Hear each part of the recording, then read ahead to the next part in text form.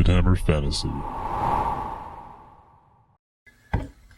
Hey everybody, just throwing up a quick video of a battle review. I'm not going to call it a battle report because it didn't last that long. We realized pretty much right out of the gates that it wasn't going to go on much further, but I'll at least give you a quick review of what actually happened in the game we just played this evening. My Skaven versus Patrick's Ogres. He's trying to refine the Ogres list a little bit. He's thrown in a few different characters.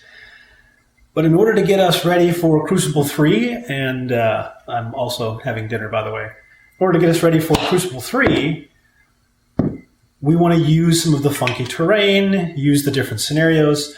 We started out with 5 pieces of terrain on the board and rolled for them at random to see what they were going to end up being. But every piece of terrain was going to be special in some way. The forest that we put down ended up being a fungus forest, so it causes stupidity. The swamp is an Earthblood Mire, so it gives a regen save of 6+ to any unit that has the most of its models in it. Then we had 2 hills, one of which was a Altar of Vol. That's the one that's going to be in the lower left of your screen, that gives magical and flaming attacks to any unit that's on it. And the hill that's in the upper right is a Temple of Skulls. Any character or champion which is on the hill can ask for a gift from the Gods of Chaos, I believe, or something like that. And you will roll a die for each character or champion. On a 2 through 6, a random character stat gets increased by D3. If you roll a 1, that character or champion is offered up to the gods as a sacrifice, I guess. They reach down and reach up or whatever and grab the person's soul and take it away. That character or champion dies with no saves of any kind. Finally, the strange piece of terrain is an Altar of Cain, where any unit within 6 inches gets Frenzy. We decided to do a scenario from Crucible 3 as well, and we got Lucky Noblars. This is one where you have a treasure trove in the opponent's deployment zone, and then you get a Lucky Noblar, and the objective is try to get your Noblar to the other treasure trove. And you get bonus points for killing the other person's Lucky Noblar and getting your Lucky Noblar into the opponent's deployment zone and getting within 3 inches, I think. And we started out, he got the roll for board edge and board placement. He decided to choose that upper left side. He didn't have any units end up being held in reserve. So he put his line out, he put his shooters over on that hill with the flaming attacks so that he can shoot the Hell Pit, and the Hell Pit won't be able to use its regen. And he used his other part of the line, his big block of bulls. He has 2 big blocks of bulls. He doesn't have one of Iron Guts for this round. He wanted to put more models on the board. So he's got those 2 blocks kind of in the midway with the Mournfang off to the upper right side. And then it came down to my side for trying to deploy things. And I decided to get my dinner ready before it starts to burn.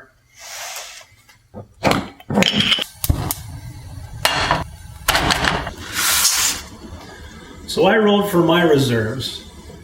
And of course, looking at how things are, I'm thinking this would be a great opportunity to put the Doom Wheel over next to his Iron Blaster and his Lead Belchers. So the only thing that I'd really like to make sure gets on the board is the Doom Wheel. Of course, the only thing that gets held in reserve was the Doom Wheel. Knowing that a weapon unused is a useless weapon, I say screw it, and I throw my Hell Pit over there, hoping it can charge the Iron Blaster if it survives. Who knows? Put the slaves down there next to the forest to try to gum things up if his cavalry and his bigger chunk of bulls wants to come in there, because that's where he's got all his characters. Throw the slave over there, give me some time to swing the Storm Vermin around. Maybe I can take out that smaller unit of bulls. Who knows what's going on?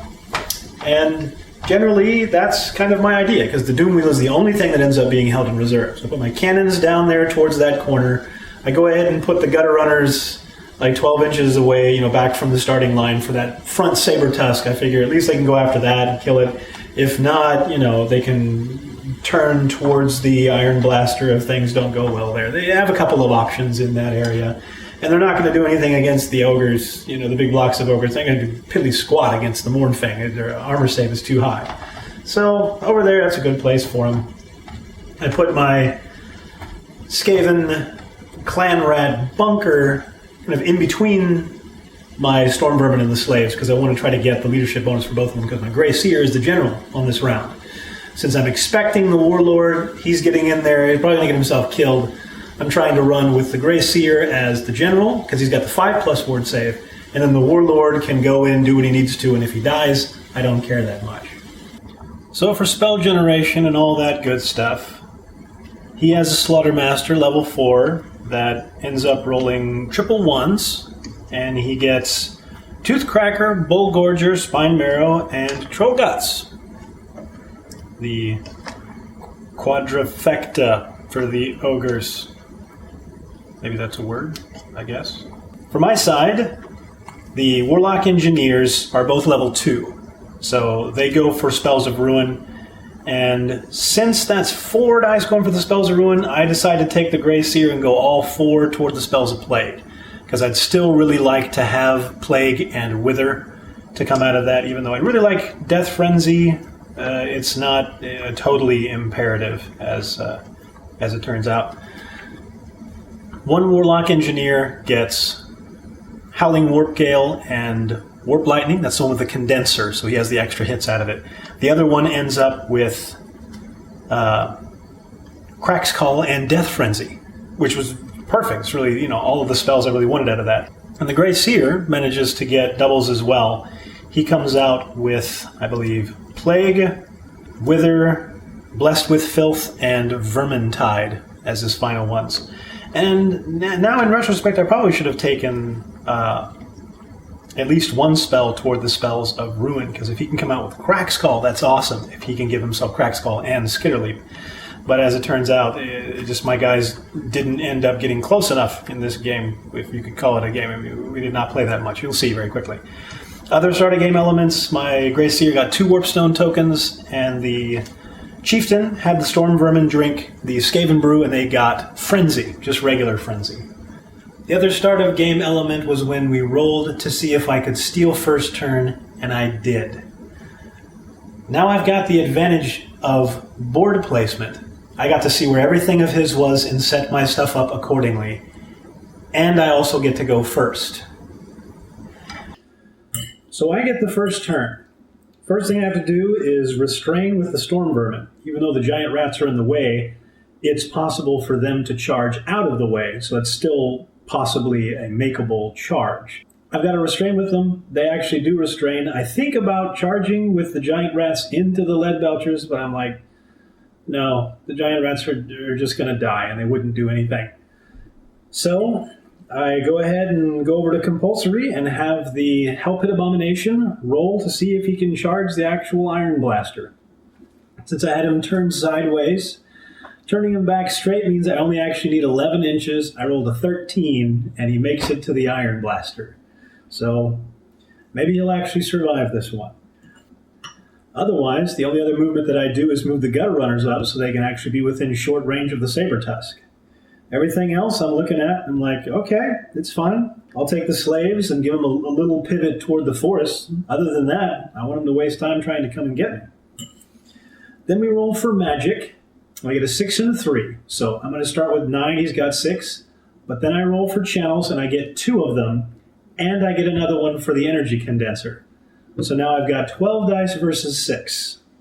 I'm not worried too much about the lead belchers at this point. I know they can do me some pain, but that's not my big focus. With that smaller ogre unit that he has, I've got a chance to whittle that thing down so that when I make contact with it, I'll be able to kill it in one turn. That's what I want to do. I know he's got a big block in there. I know he's got Mournfang, but they're off to the side. I can buy myself at least one turn. So I go ahead and focus on the central block of ogres. I start with Warp Lightning. I have my guy with the energy condenser shoot Warp Lightning into there with 2 dice, I believe. I manage a couple of hits. I get a few wounds, like 3 or 4, I believe, enough to kill off one model. That's okay. Next, I use a few dice and go for Howling Warp Gale. Since his Iron Blaster's already in combat, and he was planning on having his Lead Belchers run into that same combat and flank the Hell Pit Abomination on the next turn, he doesn't worry about throwing any dice to try to dispel that. He wants to go after the more damage dealing elements in my magic phase. So my next set is to use a couple more dice and go for Death Frenzy. I cast Death Frenzy on the Storm Vermin. Even though they have Frenzy, I want to kick that up one more notch. So I go ahead and cast Death Frenzy. I don't get Irresistible Force on any of my casts. But again, he doesn't worry about me going from Frenzy to Death Frenzy. It's +1 attack, and he wants to save his dice. He has 6 of them. He can dispel the one thing that he knows is coming. So I use my last 5, and I go for Plague. On 5 dice, I rolled a couple of 5s, I think 3 5s, and a 6. I ended up getting a 27 overall casting cost when you add the 4 from my caster into it. He rolls all 6 of his dice to dispel it, and he only comes up with a 21. So Plague goes off, and that ends up doing another 5 wounds to the ogres, enough to kill off 2 more models. So end of magic phase, things aren't looking too bad. Again, let's go over to shooting. Gutter Runners, it's a simple choice. Shoot for the Saber Tusk. I don't get any poisons, but I do get 2 hits. And when I roll the wound, I get 2 wounds, kills off the cat. Next is Warp Fire Thrower. Even though it's a long shot to try to hit the Lead Belchers, I go ahead and have them do it. I figure that thing's only got a couple of shots. It might as well try to actually do some good rather than getting potentially shot and taken out, because I didn't know he was planning on charging the Hell Pit. You go ahead and take the shot, and for the range, they actually get an 8. Template covers 2 guys, does 3 wounds, they lose 1 model, and they have to take a panic test. Since they're that far away from the general and the BSB, they fail, turn, and run. Now things are looking just fine for me over on that side of the table. I contemplate firing the Doom Rocket, but it's too far away, and as has been mentioned already, it's statistically in your advantage to wait until they get closer. Wait till they get to that 14, 17-inch range, roll 4 or 5 dice for it. Makes it better off statistically. So then I fire both Warp Lightning Cannons at that same group of Ogre Bolts. If I can get 1 shot to go in there and kill off a few more models, I'll be fine. I can shift my attention any way that I want to. First one doesn't get a great distance, but on the second roll it misfires, sticks into the mud, doesn't do anything. Second cannon gets a misfire on the first roll and blows up. I don't know how many misfires I have rolled for my Warp Lightning Cannons in the last 3 or 4 games I've played. I'm cursed, but it is well in excess of 75%. And I wasn't even using my die this time. I was using Patrick's artillery die. Just saying. That's all for shooting, so we go over to close combat. The Hell Pit versus the Iron Blaster is the only one on the table. Even though I only get 1 impact hit that does a wound, then the Hell Pit does his avalanche of flesh, as we call it, and gets 1 wound in the toughness test, and then does his 2d6, gets 11 attacks, ends up killing it off before it gets a chance to return wounds. So now the Hell Pit still hasn't taken a flaming attack. I haven't taken any wounds yet, except for the Warp Lightning Cannon I blew up on myself. So now it's over to the Ogres. The Lead Belchers aren't able to rally. They run another 5 inches. He starts to move his other units, and we realize the way the text is worded seems to suggest that your characters or champions on that hill would be able to try to get the benefit from it on every player's turn, which means he should have been able to roll for that on my turn as well as on his turn. So, go ahead and roll for the benefits for his units, which would have been on my turn. Tyrant ends up getting +3 strength, which is pretty sneaking awesome. Another one of them gets +1 to leadership. I think one of them gets +2 to wounds. Since it says you're supposed to roll for a random characteristic, we didn't really know which characteristics you're supposed to roll for.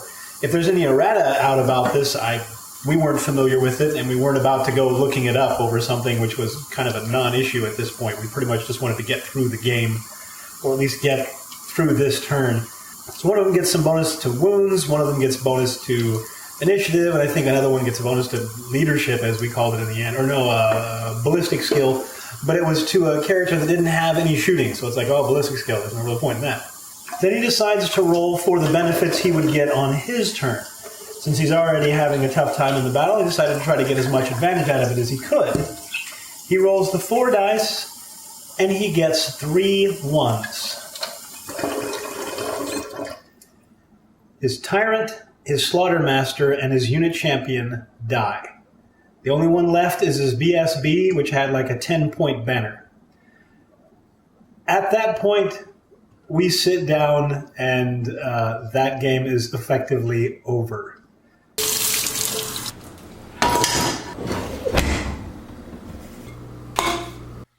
As far as the morals to the battle go, I'd probably say there's no point in sacrificing your deployment for a specific piece of terrain. So although sometimes they can give you a good bonus, other times they can really screw you over. But Kitty? Yeah, whatever.